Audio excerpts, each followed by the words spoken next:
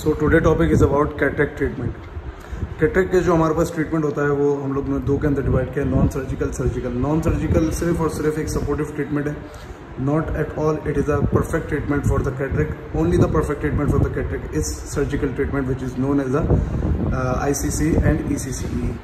So non-surgical is only for the support, only for the support. So first of all, in the non-surgical treatment we have the refractive error treatment. Refractive error treatment के अंदर normally क्या होता है कि हमारे पास एक immetrop eye है। immetrop eye का मतलब होता है the rays of light converge on the retina and the person does not need any concave lens and the convex lens and the eye is normal. But when the patient is having the myopia or hyperopia, so the condition is different. So whenever the cataract formation occurs, so there are the three types of cataract we have commonly: the nuclear cataract, the cortical cataract, and the posterior subcapsular cataract. So what happens in the nuclear cataract? The nuclear cataract form the dense cataract in the nucleus of the lens. So these types of cataract will form the lens refractive index change. So after when the refractive index has been changed, so the patient refractive error is formed and is known as a myopic shift. So this immetrop eye will go into the myopic shift, and in these the rays of light will be converge here, so the patient will see blurred. So what we will give to the patient for only a supportive treatment for only a short period of time. This patient also said that he is seeing the near object with the help of glasses from the age 40, but when he come to the age of 50, because at the age of 50 or 45 the cataract has been started, so he says that before at age 40 I was seeing the object, near object, by glasses, but now I don't need glasses. Because he don't need glasses, because there is a myopic shift occur, and this is known as a second sight. It's not a condition in which your eye has been improved, but the refractive index of the lens has been changed. So that's why you are seeing the near object clearly, because the image is formed at behind in front of the retina. So when you see the near object, so these rays of light will come towards the retina. So you don't need the accommodation, and the accommodation has been lost at the age of 40. In the normal patient, the accommodation has been lost at the age of 40. So whenever there is a myopia shift, so when he sees the near object, so the image of light of image fall on the retina, not in behind the retina. If the rays of light will fall behind the retina, so he want glasses, which are the near vision glasses, in which there is a convex lens is present.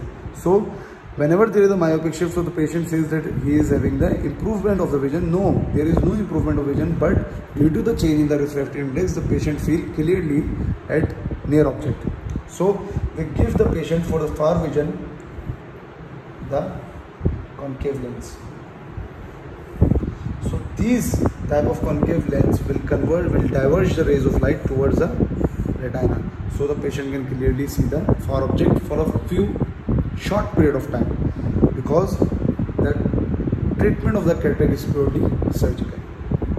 Other thing is the other patient is coming to you with the cortical cataract. This is a nuclear. Now what happens when the patient come to you with a cortical cataract? So this is a retina, this is a lens,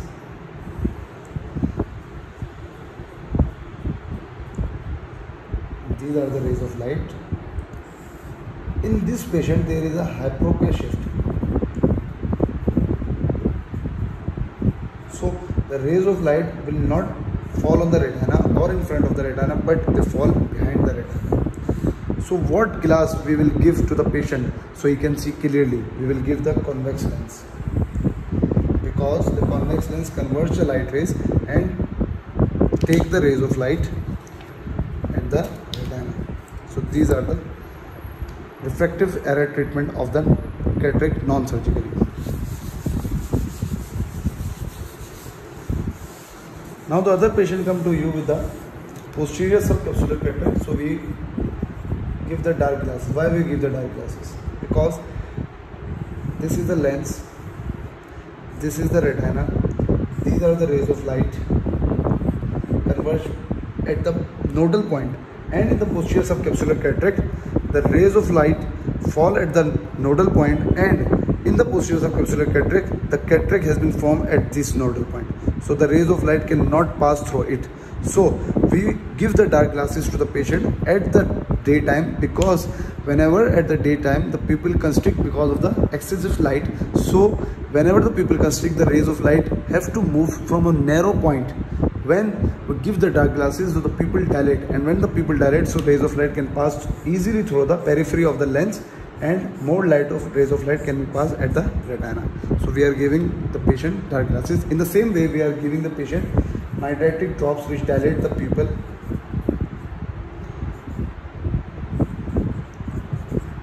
which are tropicamide,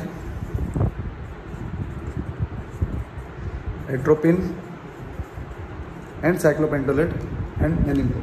So these are the treatment of the non-surgically treatment. Thank you. The main treatment is the surgical treatment, which is known as the ICCE and the ECCE. So what do you mean by ICCE? ICCE means intracapsular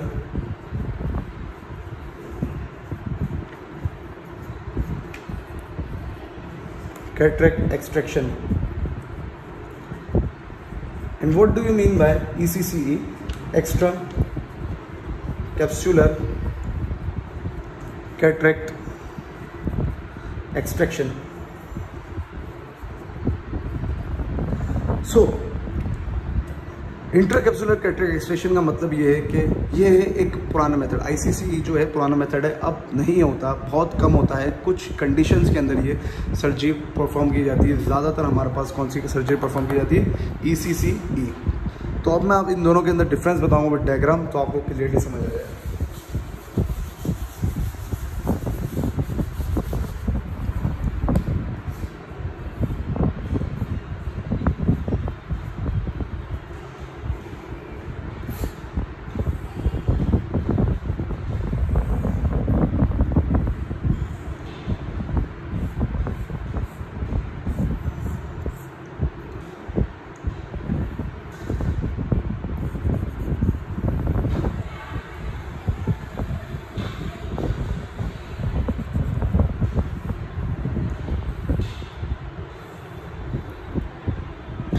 so this is the ड्रफ diagram of the human eye. ये जो जोन्यूल्स हैं ये attach हैं किससे? Ciliary body से। ये जो जोन्यूल्स हैं ये अटैच हैं सिलियरी बॉडी से। इंट्राकैप्सुलर कैटरेक्ट एक्सट्रैक्शन के अंदर हम लोग क्या करते हैं? इंट्रा का मीन मतलब ये है कि लेंस समेत, तो हम लोग क्या करते हैं इंट्रा कैप्सूल के अंदर ये एंटीरियर कैप्सूल और ये पोस्टीरियर कैप्सूल और जो कैटरेक्ट इनके दरमियान में है, उस तीनों चीज़ों को पकड़ के आई बॉल से बाहर निकाल देते हैं, इसकी एक्सट्रैक्शन कर देते हैं। विद इन द कैप्सूल हम लोग पूरे लेंस को एक्सट्रैक्ट आउट कर देते हैं और इसकी जगह पे हम लोग दूसरा लेंस नहीं लगाते, आई बॉल को एफएकी की छोड़ देते हैं। एफएकी का मतलब है एब्सेंस ऑफ लेंस। क्यों करते हैं ऐसे भाई? ये पहला पुराना मेथड है, अभी नहीं होता, ये मैं आपको बार बार बता रहा हूँ, ये पुराना मेथड है क्योंकि उस वक्त तक इंट्रा ऑक्यूलर लेंस नहीं आया था, इंट्रा ऑक्यूलर लेंस इजाद नहीं हुआ था, तो सिर्फ एक ही हल होता था कि इस लेंस को आप बाहर निकालो इसके कैप्सूल समेत। तो हम लोगों ने जब पोस्टीरियर कैप्सूल भी निकाल दिया, ये है पोस्टीरियर कैप्सूल, इसके पीछे क्या विट्रस है सारा, और ये एंटीरियर कैप्सूल है, इसके आगे क्या आयरिस है सारा। तो अब हम लोग क्या करते हैं कि इस पूरे लेंस को बाहर निकाल देते हैं और इसकी जगह पर आई बॉल को ऐसे ही एम्प्टी रखते हैं। तो क्या करते हैं फिर उसके बाद हम लोग पेशेंट को 10+10 डायोप्टर का नंबर देते हैं, तो वो बंदा पेशेंट चश्मा पहनता है और उससे उसको नज़र सही आता है। पर ये पुराना मेथड है, इसके अंदर बहुत सारे डीमेरिट्स हैं इसके। क्यों? क्योंकि बंदे को जो नज़र आता है वो 33 टाइम्स बहुत ज़्यादा हाई मैग्नीफाई पावर होकर नज़र आता है, तो उसको जो छोटा ऑब्जेक्ट है वो उस छोटे ऑब्जेक्ट को उसका साइज़ बड़ा नज़र आएगा उसको, और मिसमैनेजमेंट हो जाती है। जब वो स्टेप्स वगैरह सीढ़ियों के चढ़ रहा होगा उतर रहा होगा तो उसको पता नहीं लगेगा स्टेप कहाँ खत्म हो रहा है कहाँ शुरू हो रहा है। तो ये इसके डीमेरिट्स हैं, ये हम लोग आगे पढ़ेंगे एफएकी के अंदर।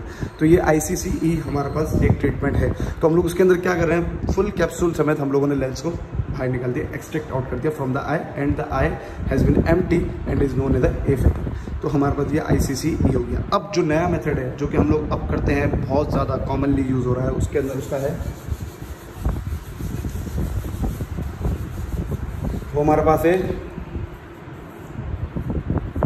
ECCE, which means extra capsular cataract extraction. इसका मतलब ये है कि हम लोग कैप्सूल को कुछ भी नहीं करेंगे, सिर्फ और सिर्फ लेंस निकालेंगे। ये हमारे पास कैटरेक्ट है, ये हमारे पास जोन्यूल्स हो गए, ये हमारे पास ये आइरिस हो गया, सॉरी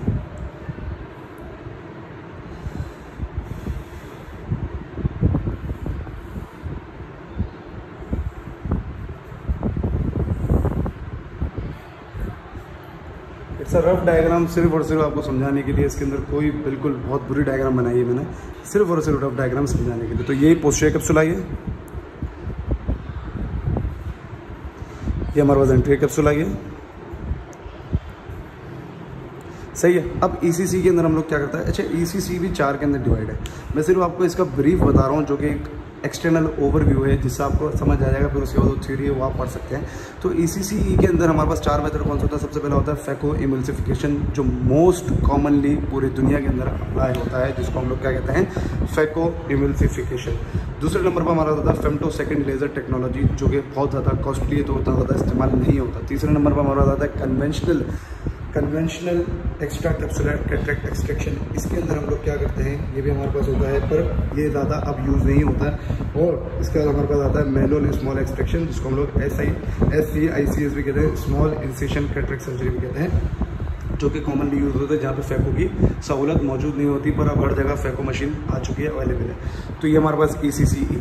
इसके अंदर हम लोग क्या करते हैं, इसके अंदर हम लोग पोस्टीरियर कैप्सूल को बिल्कुल इंटैक्ट रखते हैं, बिल्कुल इंटैक्ट रखते हैं, पोस्टीरियर कैप्सूल को नहीं छेड़ते, और एंटीरियर कैप्सूल को काटना लाजमी है। इसका नाम तो हम लोगों ने एक्स्ट्रा कैप्सूलर कैटरेक्ट एक्सट्रैक्शन रखा है, पर इसके अंदर एंटीरियर कैप्सूल भी कटता है। क्यों कटता है, जाहिर सी बात है, कॉमन सेंस की बात है कि जब तक हम लोग इस एंटीरियर कैप्सूल को नहीं काटेंगे तो अंदर का लेंस कैसे निकालेंगे, कैटरेक्ट कैसे निकालेंगे। तो एंटीरियर कैप्सूल को निकालना पड़ता है ऐसे। ये देखो एंटीरियर कैप्सूल को कैसा करते हैं, ये काटा, ये काटा, ये काटा, ये काटा, 4-5 जगह से उसको करते हैं। कैप्सुलर रेक्सिस कहते हैं उस प्रोसेस को, जो कि फैको इमल्सिफिकेशन के अंदर पड़ेंगे। तो ये हमारे पास, ये हम लोगों ने एंटीरियर कैप्सूल को काट के इस लेंस को बाहर निकाला, और पोस्टीरियर कैप्सूल को इंटैक्ट ही रखा, जिसके ऊपर हम लोग दूसरा इंट्राऑक्यूलर लेंस इम्प्लांट करते हैं। क्योंकि इंट्राऑक्यूलर लेंस को एक सपोर्ट चाहिए होती है, कैप्सुलर बैग की सपोर्ट चाहिए होती है, जो कि ये पोस्टीरियर कैप्सूल उसको प्रोवाइड कर रहा होता है। तो हम लोग यहाँ पे पोस्टीरियर कैप्सूल, यहाँ पे हम लोग लेंस रखते हैं, और ये लेंस के जो हेप्टा होते हैं, 2 हेप्टा होते हैं राइट साइड पे, मतलब जो एक उस तरफ वाले सिलियर बॉडी को, इस तरफ वाले सिलियर बॉडी को पकड़ के वो बैठ जाता है, उसके ऊपर सपोर्ट मिल जाती है उसको। तो ये हमारे पास ECCE हो गया।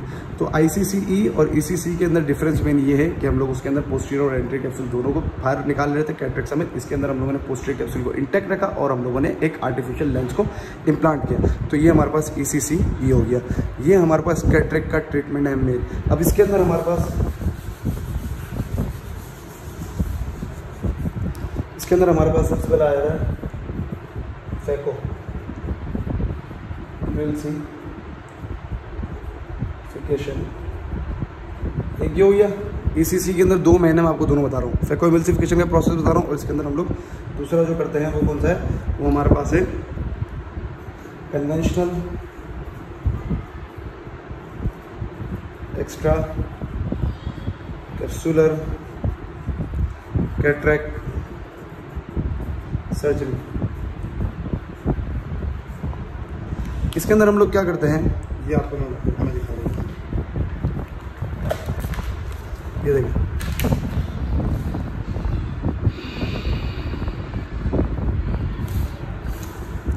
ये देखिए फैको इमल्सिफिकेशन। फैको इमल्सिफिकेशन के अंदर हम लोग एक कॉर्निया और स्केलेरा पे एक इंसिशन देते हैं, जो कि 3.2 मिलीमीटर का इंसिशन होता है। वो इंसिशन देने के बाद हम लोग एंटीरियर चैम्बर को क्रॉस करते हुए हम लोग जाते हैं कहाँ पे, पीपल को क्रॉस करके हम लोग जाते हैं लेंस की तरफ, जहाँ पे हम लोग कैप्सुलर रेक्सिस करते हैं एंटीरियर कैप्सूल की। कैप्सुलर रेक्सिस, ये देखिए कैप्सुलर रेक्सिस कर रहा है, ये देखिए ये जो ऊपर कैप्सूल है उसको हटा रहा है, यहाँ से यहाँ से यहाँ से हटा दिया। ऐसे हटाने के बाद हम लोग उसी पॉइंट से एक फैको ट्यूब निकाल, फैको प्रोब होता है जो बिल्कुल पतला सा प्रोब होता है, वो हम लोग अंदर लेके जाता है आई के अंदर, और उस लेंस को 4 हिस्सों के अंदर तोड़ते हैं, फ्रेगमेंट करते हैं। फिर उसके बाद जब उसके 4 फ्रेगमेंट हो जाते हैं तो उसके बाद उसको फैको प्रोब के जरिए ही उसको खा लेते हैं लेंस को, और उसकी जगह पर हम लोग पोस्टीरियर कैप्सूल पे इंट्राऑक्यूलर लेंस को इम्प्लांट करते हैं, जो कि इस तरीके का होता है। ये रहा, देखिए ये इंट्राऑक्यूलर लेंस है, ये पोस्टीरियर चैम्बर का IOL है, ये एंटीरियर चैम्बर का IOL है। ये सारा सर्जिकल प्रोसीजर है, तो आपको इसकी सर्जरी देखनी पड़ेगी, वो मैं इंशाल्लाह अपलोड कर दूँगा वीडियो सर्जरी की भी।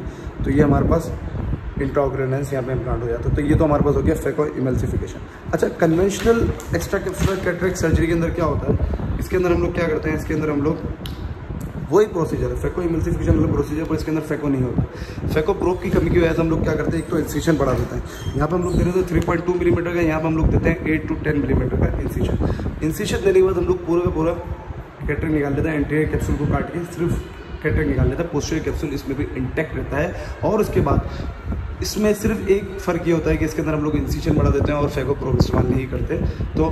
तो हमारे पास ये जो होता है, इसके अंदर थोड़ी हीलिंग देर से होती है और थोड़ी विजुअल रिहेबिलिटेशन जो होती है वो थोड़ी लेट प्रोड्यूस होती है, मतलब विजन थोड़ी अच्छी देर से होती है। इसके अंदर फेको इमल्सिफिकेशन के अंदर आपने ऑपरेशन किया, 2 घंटे बाद अगर आप पट्टी खोलते हैं, बैंडेज खोलते हैं, तो क्लियर विजन हो जाती है बंदे की। तो फेको इमल्सिफिकेशन का ये फ़ायदा है।